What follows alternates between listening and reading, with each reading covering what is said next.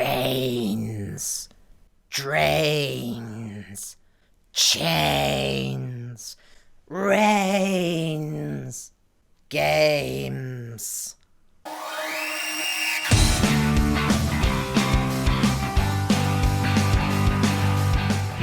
Tally ho, ItsOcean back for another video, and this week I didn't know what to do. My life felt so empty. With no game to cover for this week's video, my soul felt unattached to this mortal coil, and thus I went on a journey. I set off on a perilous journey, climbing over mountains, dredging through dangerous swamps.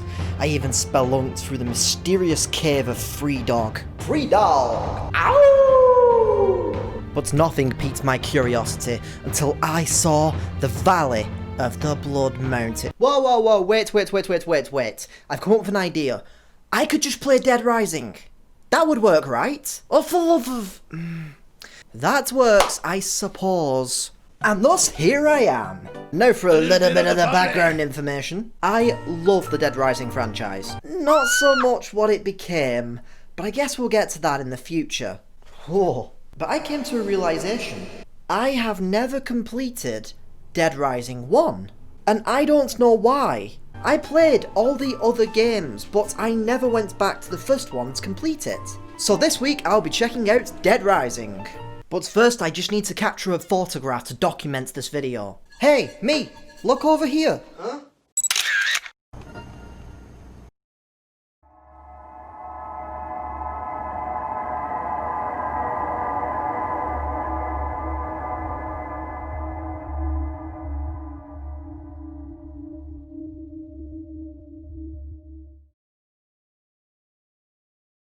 Freelance photojournalist Frank West has gotten word of some strange rioting happening in the town of Willamette, Colorado. He gets on a helicopter and heads over there to find out what's going on. But he starts to realise there is something incredibly wrong going on here. After landing on the town's mall rooftops, he meets a bunch of people trying to barricade the doors to stop the weird creatures from getting in. The undead. So this dumbass lady over here decides it'd be a brilliant idea to take down the barricades to save a lovely little poodle dog, and thus all the zombies end up getting in. Great job, lady. Pulled a muscle in my arm doing that. What the hell is wrong with me? So Frank finds himself having to fight through the zombie horde to get to safety. He finds a security room in which he meets Brad and Jesse, two people who definitely seem to be hiding something. Frank then sets off out into a mall infested with the undead in order to get the big scoop on what's really happened here before his helicopter buddy comes back, which is in 3 days. But what is going on here? What will Frank find? Will he even survive to tell the tale? I will let you find that out for yourself. After all, this is a spoiler-free review. Let's shamble over to the gameplay. Okay, I'm gonna get this right out of the way, off the bat. Frank walks so goddamn weirdly in this game. What is this? Did he used to be like a football player and he like got like a career-ending injury or something? It just looks so weird. Anyway, the main aspect of this game is killing zombies. So let's start there. Frank is stuck inside a sprawling mall, and that means that there are a ton of items at your disposal to slay the undead with. Whether it's big guns, boxes, toys, blades, or even CDs. Here, have some Bieber, take some Nickelback. And my favourite weapon, the mythical soda can.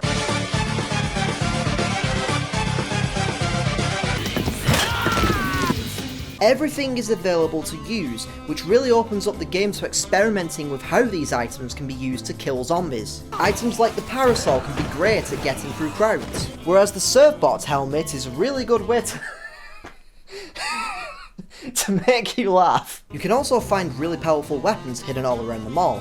This includes the katana sword or the submachine gun. This game only really features your typical zombies, so there's no lickers or chargers or anything like that. Zombies do, however, become a lot more aggressive during the night, so keep that in mind. There are also other enemies in the game that you will be facing, such as psychopaths and these yellow bastards. They are creepy as hell.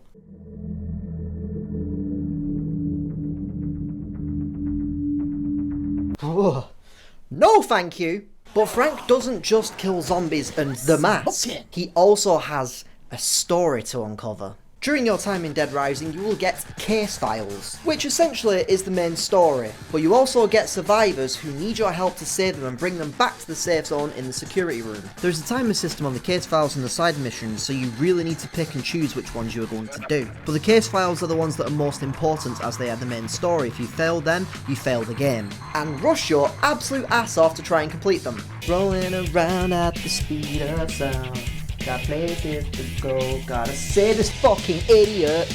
Now it is possible to complete everything in this game in a single playthrough, but you need to be really experienced with the game in order to do this, and thus I didn't bother trying to 100% this game. Now Frank can actually level up in this game, and you can do this through multiple means, but saving survivors is by far one of the best ways to do this. After all, survivors are a great source of power points, also known as PP. Hey, you stop that right now, okay? We will have no phallic jokes on this show. And if you thought that was funny, shame on you.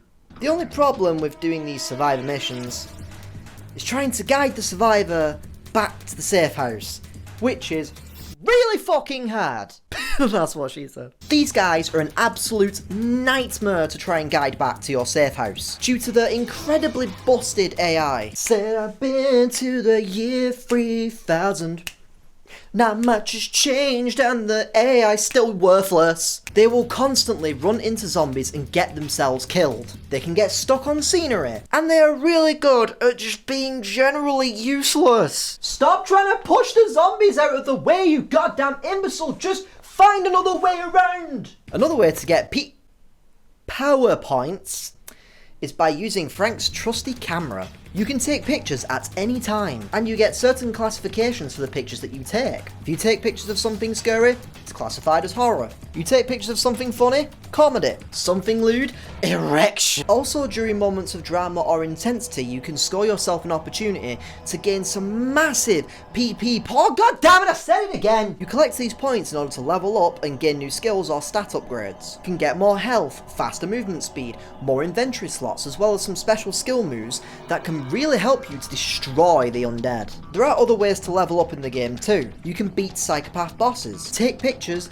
or just kill zombies. There is a lot of variation how you can level up, but saving survivors and fighting bosses will be your best way to level up faster, so it's good to just focus on those. As I just mentioned, you can fight bosses known as psychopaths.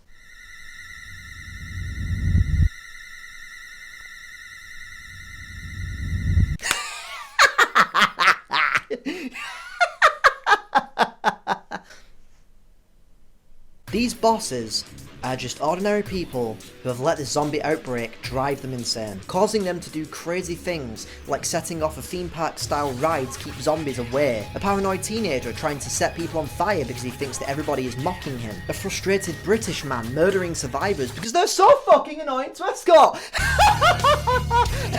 Yes, die, strip the flesh, solve the wound. There are a good number of these bosses throughout the game, and they can get you some serious power points as well as some really cool unique rewards should you manage to beat them. Now the thing is about Dead Rising is this game can be rather challenging, so much so that I really do not recommend trying to complete the story on your first playthrough. You can actually allow these timed case files to just fail and then continue the game. This then allows you to take your time doing whatever you feel like doing. Explore, get to know the map, save survivors, find key weapon locations, and just try to level up, because trust me, the later game can become very difficult. I managed to beat the game and hit max level in 2 playthroughs, because I spent most of my time in the first playthrough leveling up, saving survivors, and learning the ins and outs of the map. As I mentioned before though, there are some really cool things that you can find in the mall, so exploring the mall can unearth some secrets, and some of these can be really helpful too.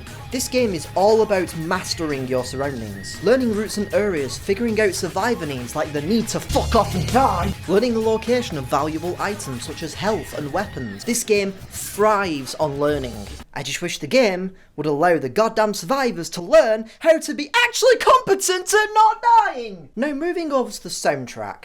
Dead Rising is kind of odd. Most of the time you will find yourself hearing generic mall music as you chop till you drop, and when you're outside or it's nighttime you won't hear any music at all. Just the constant moans and groans of The Walking Dead. But the soundtrack really kicks it up a notch.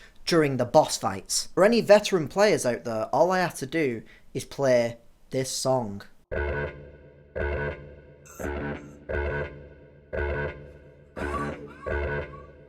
You guys know exactly what that means. But for newcomers, hearing this music very suddenly can be incredibly intimidating, and it can make them anxious and make them panic, which I feel like is the goal that they were trying to do. Especially when these goddamn assholes respawn twice throughout your game. But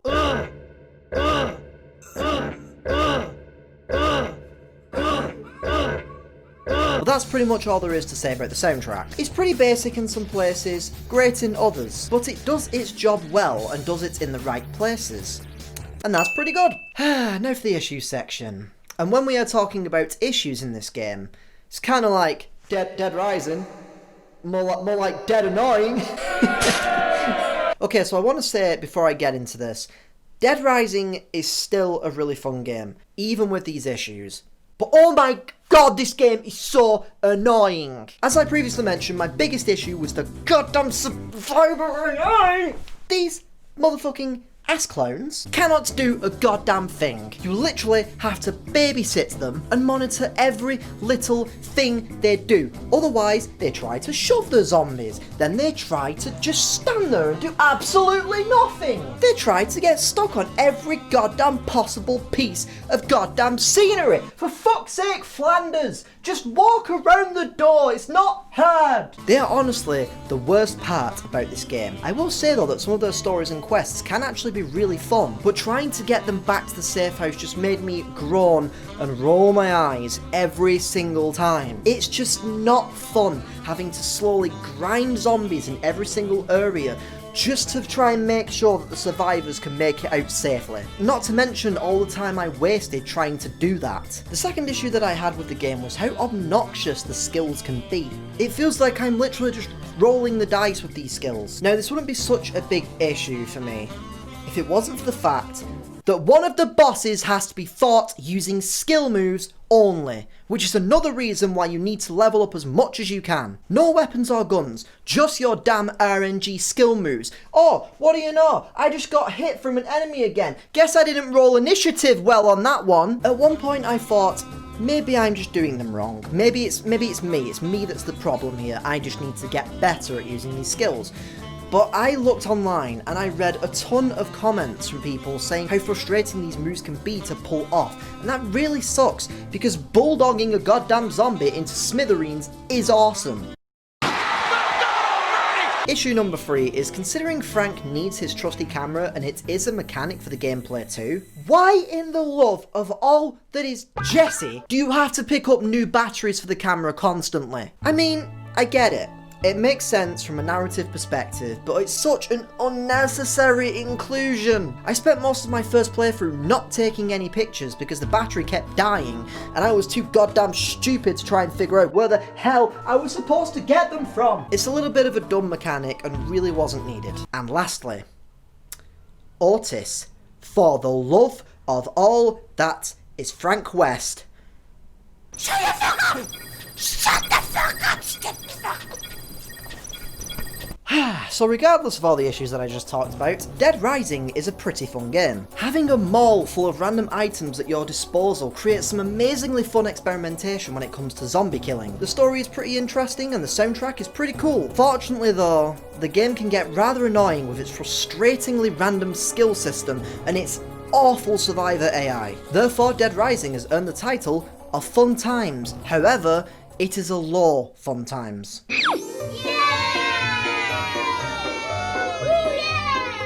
Thank you for watching. Now I am going to quickly say I do know this game is beloved by a lot of people. I'm not here to try and tell you that your game is terrible and oh it's so bad or anything like that.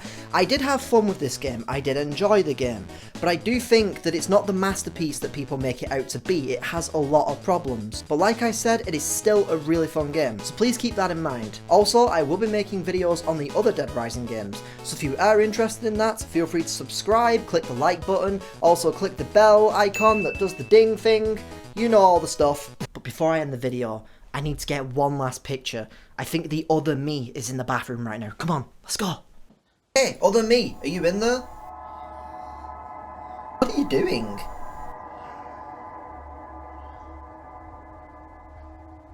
Oh no. No, wait, please, stay back! I'm warning you! Please! No!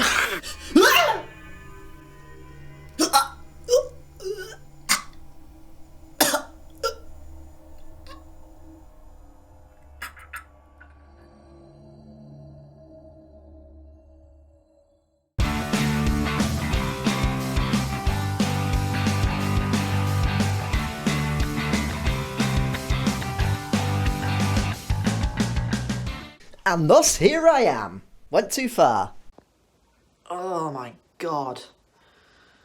This is the worst idea I've ever had. I'm covered in ketchup. It is in my beard and everything. Means that there are beauty tips with Ocean. How to make yourself look like a zombie. Also known as how to look like a dickhead. My hands covered in this stuff. Ugh, it's a good job I'm showering after this. That's pretty good though.